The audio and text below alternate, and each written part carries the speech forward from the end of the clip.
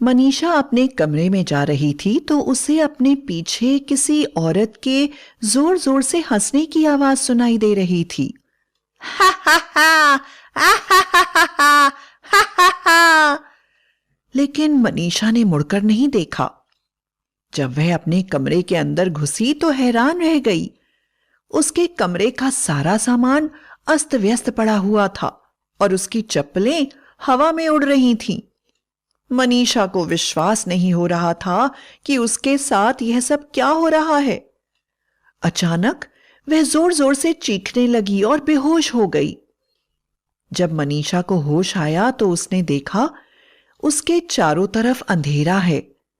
दूर एक दिया जल रहा था जिसकी रोशनी चारों तरफ फैल रही थी और मनीषा ने देखा कि वह किसी गुफा में है। गुफा में भयानक बदबू आ रही थी और मनीषा का दम घुट रहा था। वह जोर से बोली, कौन है वहां? मैं कहां हूं? अचानक गुफा में तेज बिजली चमकने लगी और एक भयानक आवाज आई। तुम मेरी बहू हो। मेरे बेटे ने तुम्हें पसंद किया है। यह तुम्हारी ससुराल है। अब यहां तुम्हारा विवाह होगा। उसके बाद अचानक भेड़िए की चीखने की भयानक आवाजें आने लगीं और उसने देखा एक भयानक भेड़िया जो आधा भेड़िया और आधा मानव था मनीषा के पास आने लगा। उसने वहां रखा सिंदूर उठाया और मनीषा की मांग में भर दिया। उसका ऐसा करना था कि पूरी गुफा भेड़ियों से भर गई। सभी भेड़िए जोर जोर से चीख रहे थे। ऐसा लग रहा था कि वह अपने राजा को मुबारकबाद दे रहे हों। अचानक वह अदृश्य आवाज फिर आई। मनीषा, तुम्हारा विवाह मेरे बेटे के साथ हो चुका है। अब तुम उसकी पत्नी हो और मेरी बहू। अगली पूर्णिमा की रात हम सब तुम्हें लेने आएंगे। और मनीषा फिर से बेहोश हो गई। जब उसे होश आया तो वह अस्पताल में थी और सभी लोग उसे होश में लाने की कोशिश कर रहे थे। उसकी मम्मी और दादी जोर जोर से रो रही थीं। मनीषा ने अपनी आंखें अचानक खोल दी। वह पूरी तरह से सम्मोहित थी। उसकी आंखें धीरे धीरे पीली होती जा रही थीं, आंख की पुतलियां सफेद। सब उसका यह हाल देखकर जोर जोर से चिल्लाने लगे। तभी वह खतरनाक आवाज में बोली, मेरा विवाह हो गया है। अगली पूर्णिमा को मेरी विदाई है। जाओ तैयारी करो। और वह जोर जोर से हंसने लगी। हा हा हा हा हा हा हा हा हा हा हा। मनीषा की दादी को समझ में आ गया कि यह उनके परिवार को मिले हुए श्राप का नतीजा है। उन्होंने तुरंत मनीषा के पिता को बुलाया और अकेले में जाकर बोली, अरे रघुवर, तू भूल गया क्या? तेरे दादाजी ने पूर्णिमा की रात को एक भयंकर भेड़िए को गलती से मार दिया था और उसकी पत्नी ने हमें इंसान की आवाज में यह श्राप दिया था कि हमारे घर की बेटी को वह बहू बनाकर ले जाएंगे और अपने श्रापित बेटे से उसका विवाह करवा देंगे। उसके बाद हम निर्वंश हो जाएंगे। इसलिए देखो, हमारे घर एक भी बेटा नहीं है, सिर्फ मनीषा बेटी का ही जन्म हुआ है। अरे रघुवर, सोचो मत।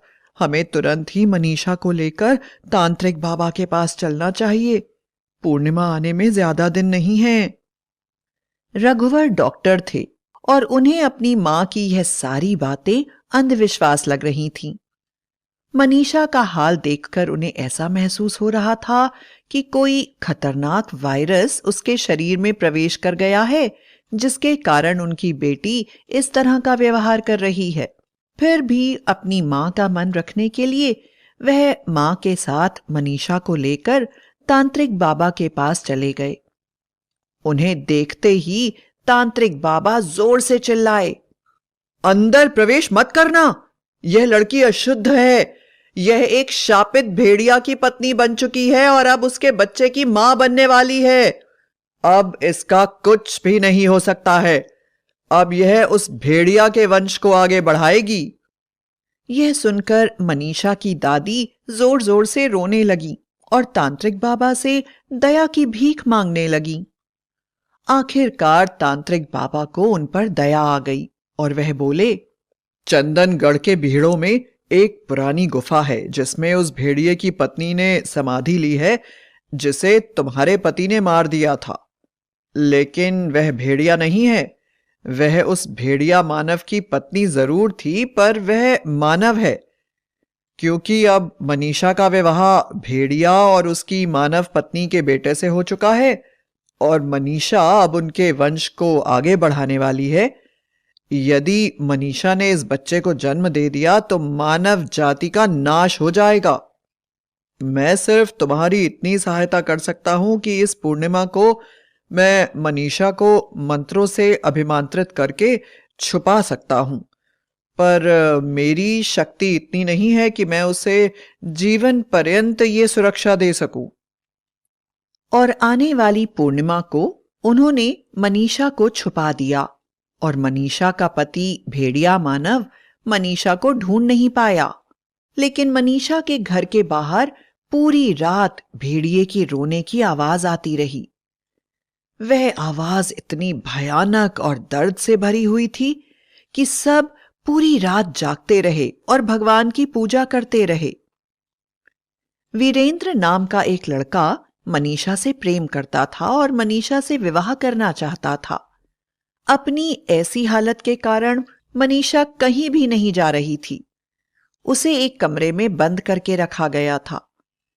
वीरेंद्र मनीषा से मिलने उसके घर आया और उसे इन सब बातों का पता चला तो वह बड़ा ही हैरान हो गया और उसने मनीषा को उस भेड़िया मानव से बचाने की प्रतिज्ञा कर ली।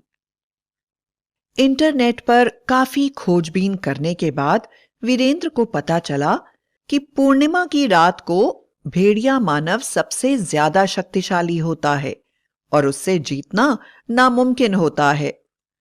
लेकिन वह मस्तक पर लकड़ी के तीर से मारने पर मर सकता है। इसलिए वीरेंद्र ने अपने मन ही मन एक योजना बनाई। अगली पूर्णिमा की रात उसने मनीषा के घर वालों से कहा, आप लोग जानते हैं कि मनीषा को बचाने का अब कोई भी तरीका बाकी नहीं रह गया है। मैंने एक योजना बनाई है।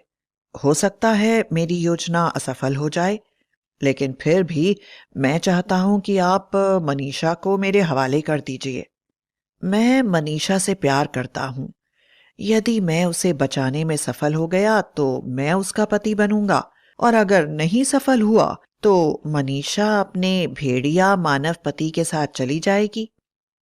वीरेंद्र की बात सुनकर मनीषा की दादी उसको बुरा भला कहने लगी, लेकिन मनीषा के पिता ने उसे ऐसा करने की इजाजत दे दी।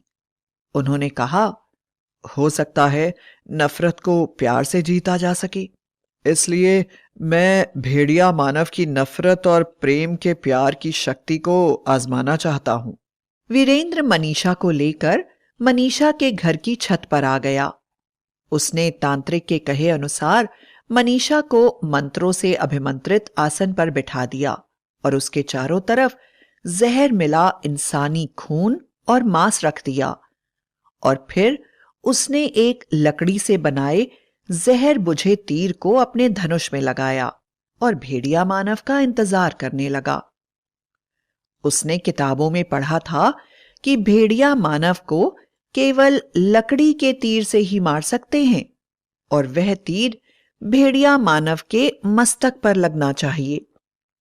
पिछले दिनों में उसने तीरंदाजी की बहुत प्रैक्टिस की थी। 12 बजते ही तेज हवाएं चलने लगीं और आसमान पर बादल घुमड़ने लगे। जोर जोर से बिजली कड़क रही थी कि अचानक एक बड़ा सा काला साया मनीषा की छत पर दिखाई देने लगा। वीरेंद्र समझ गया कि भेड़िया मानव आ चुका है।